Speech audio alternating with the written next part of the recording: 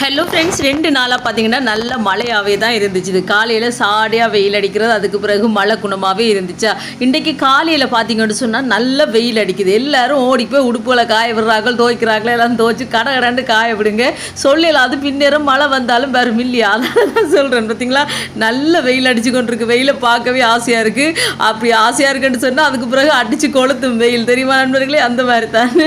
ஆனால் நல்ல மழையாக தான் இருந்துச்சு. 2 நாளாக நல்ல குளிர்ச்சியாக நல்லா இருந்துச்சு. இன்றைக்கு பார்த்தீங்கன்னு சொன்னால் செம்ம மழையாக தான் இருக்குது. இந்த மாமரத்தில் பார்த்தீங்களா, இங்கெல்லாம் சைட்டெல்லாம் நிறைய பூத்துருக்கு. அங்கெல்லாம் பார்த்தீங்கன்னு சொன்னால் நிறைய மாங்காய்கள் காய்ச்சிருக்கு. பிடுங்கி சாப்பிட ஆக்கள் இல்லாமல் அப்படி நிறைய இருக்குது. சிலது பார்த்தீங்கன்னா அணில் கொத்தி கொண்டு தான் போய் கொண்டிருக்குது.